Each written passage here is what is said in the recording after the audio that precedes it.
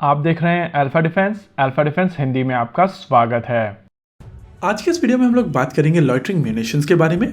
आप सभी को याद होगा कुछ समय पहले हम लोगों ने एक वीडियो किया था जहां पर हम लोगों ने आपको ईरान के एक लॉइटरिंग म्यूनिशन के बारे में बताया था जिसको रशिया ने रिसेंटली एक्वायर किया है और ये लॉइटरिंग म्यूनिशन यूक्रेन में तहलका मचा रहा है। ये लॉइटरिंग म्यूनिशन था ईरान का शाहिद 136 और अब भारत की तरफ से या कहें इंडिया की डिफेंस प्राइवेट सेक्टर कंपनीज की तरफ से एक नहीं, दो नहीं, तीन नहीं बल्कि 5 loitering munitions Indian arm forces को ऑफर किए जा रहे हैं। इसके अलावा यहाँ पर यह भी समझना जरूरी है कि हम लोग यहाँ पर आदित्य प्रेसिटेक के हीरो सीरीज की बात नहीं कर रहे हैं क्योंकि इन सिस्टम्स को अभी तक अक्वायर नहीं किया गया है। वहीं न्यू स्पेस रिसर्च की तरफ से जो सिस्टम्स बनाए जा रहे हैं वो खुद में ही एक कॉम्प्रिहेंसिव सोल्यूशन है जिसके बारे में किसी दिन डिटेल में बात करेंगे। इन पांचों सिस्टम्स के बारे में बात करने से पहले आइए समझ लेते हैं कि लॉइटरिंग म्यूनिशन होता क्या है। देखिए, अगर आप कहें कि एक ऐसा ड्रोन है जो टारगेट के ऊपर जाकर खुद को क्रैश कर देता है और इस ड्रोन के अंदर मौजूद वॉरहेड टारगेट को पूरी तरीके से ध्वस्त कर देता है, तो आप इसको कामाकाजी ड्रोन, सुसाइड ड्रोन या लॉइटरिंग म्यूनिशन कह सकते हैं।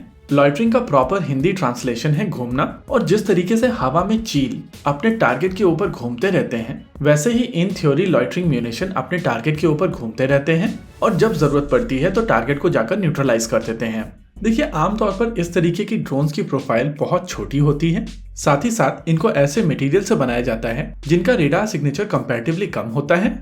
इसके अलावा इनमें जिस तरीके के इंजन्स का प्रयोग किया जाता है उसके वजह से इनका इंफ्रारेड सिग्नेचर भी कंपैरेटिवली कम होता है और इसी वजह से इस तरीके के ड्रोन्स को बहुत ज्यादा दूरी से डिटेक्ट नहीं किया जा सकता है और जब तक इनको डिटेक्ट किया जाता है तब तक ये टारगेट के इतने करीब होते हैं कि ये टारगेट को आसानी से न्यूट्रलाइज कर सकते हैं। देखिए, जब भी बात की जाती है medium altitude long endurance drone की, जैसे कि MQ-9 रीपर हो गया या फिर टर्किश अकेंजी हो गया, इनको अपने वेपन सिस्टम्स को लॉन्च करने के लिए हवा में काफी ज्यादा ऊंचाई पर होना पड़ता है और इसी वजह से अगर आपके पास में सही रेडार सिस्टम्स हैं तो आप इस तरीके के ड्रोन्स को काफी पहले डिटेक्ट कर सकते हैं।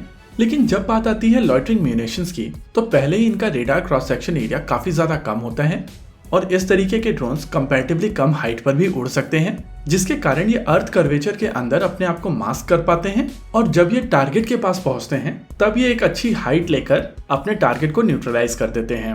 लॉइटरिंग म्यूनिशन के साथ में जो दूसरी इंटरेस्टिंग चीज है वो है एसिमेट्री। जी हाँ, लॉइटरिंग म्यूनिशन की कीमत बहुत ज्यादा नहीं होती है और इसी वजह से किसी भी surface to air missile system के ऊपर अगर कई सारे लॉइटरिंग म्यूनिशन छोड़ने की जरूरत पड़ती भी है तब भी ये घाटे का सौदा नहीं है, क्योंकि अगर 2-4 लॉइटरिंग म्यूनिशन मारकर गिरा भी दिए जाते हैं तब भी कॉस्ट की एसिमेट्री के चलते यहाँ पर बहुत ज्यादा नुकसान नहीं होता है।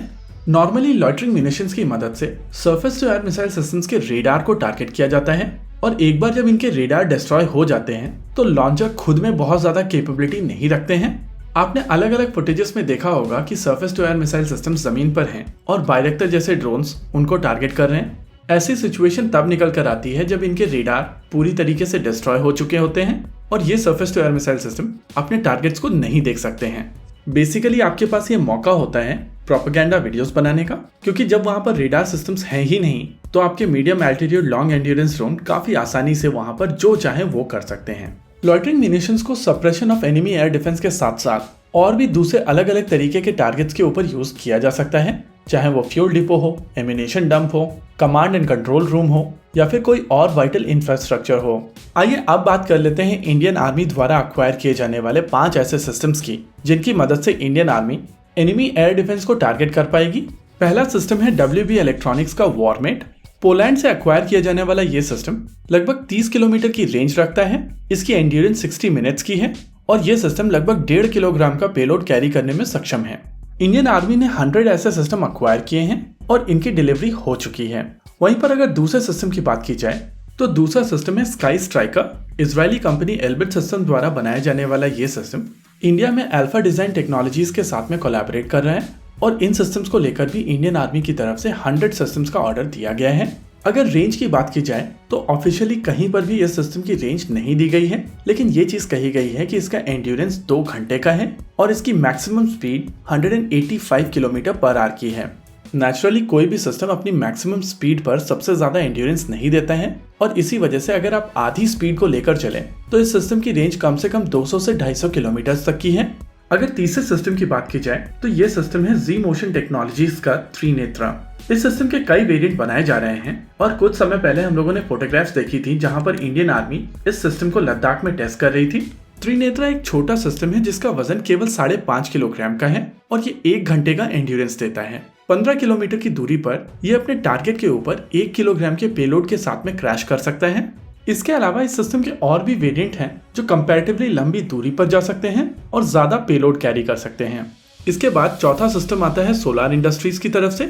इस सीरीज का नाम है नागास्ट्रो सीरीज और अभी तक इसको लेकर बहुत ज्यादा डिटेल पब्लिक डोमेन में नहीं है। वहीं अगर 5वें सिस्टम की बात की जाए तो वो टाटा एडवांस सिस्टम्स लिमिटेड का ALS-50 ड्रोन है जिसको रिसेंटली पोखरण में टेस्ट किया गया था। इस सिस्टम की रेंज को लेकर अलग अलग क्लेम किए जा रहे हैं, लेकिन आपको यहाँ पर यह समझना पड़ेगा कि ये एक स्केलेबल सिस्टम है और जरूरत के हिसाब से इसका पेलोड और रेंज बढ़ाई जा सकती है। कुछ लोगों की तरफ से क्लेम किया जा रहा है कि इस सिस्टम की रेंज 1000 किलोमीटर तक की है, लेकिन पर्सनली मुझे इस क्लेम के ऊपर डाउट है क्योंकि जिस तरीके की कॉन्फ़िगरेशन इस ड्रोन की है उस हिसाब से इतनी रेंज इसकी नहीं हो सकती है। इनफैक्ट ईरान की तरफ से शायद 136 की जो रेंज बताई जाती है उसके ऊपर भी मुझे डाउट है। हालांकि कम से कम उस केस में एक लॉजिक दिया जा सकता है कि ये ड्रोन एक ब्लेंडेड बॉडी ड्रोन है और इसको इनिशियली रॉकेट असिस्टेंस से लॉन्च किया जाता है, तो इनिशियल लॉन्च के बाद में ये सिस्टम ग्लाइड करते हुए काफी दूर तक जा सकता है, लेकिन 2000 किलोमीटर फिर भी ओवरकिल लगता है। देखिए मेरे हिसाब से लॉइटरिंग म्यूनिशन को बहुत ज्यादा रेंज की आवश्यकता नहीं होती है और जिस तरीके की एप्लीकेशंस में ये सिस्टम यूज किए जाते हैं उसमें 15-20 किलोमीटर से लेकर 100 किलोमीटर तक की रेंज काफी है और इसी वजह से मेरा मानना है कि इंडियन आर्मी का ये लॉइटरिंग म्यूनिशन पुश एक पॉजिटिव डेवलपमेंट है। इसी के साथ आज के इस वीडियो में रखते हैं केवल इतना ही। वीडियो को अंत तक देखने के लिए धन्यवाद। देखते रहिए अल्फा डिफेंस। जय हिंद।